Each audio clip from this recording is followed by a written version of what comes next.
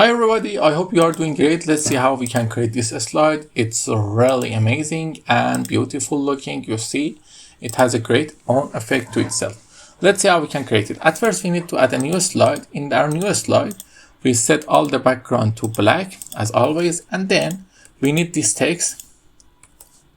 It's just easy text that we need to color it one by one. What I mean, you select this and color it. For example, let's go with green and also a little lighter green and a lighter one and the lightest one. Okay, after that we need to create these three shapes. It's really easy. We need a new slide. In our new slide, we are going to create a circle.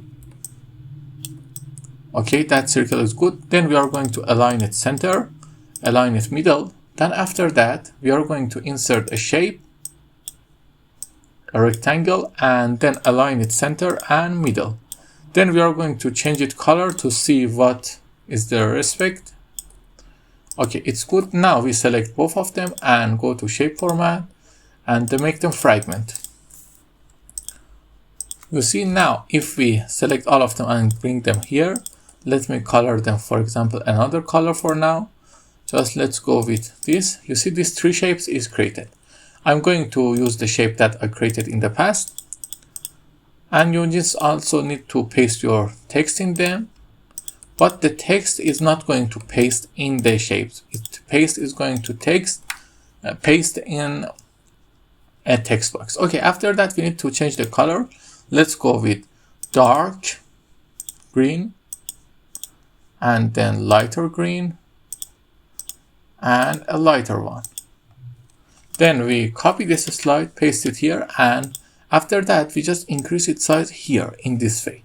Then we just simply bring up this text, and after bringing up this text, we copy the text that we have. Okay, we copy the first text another time, bring it up, increase it, then copy the text in the second.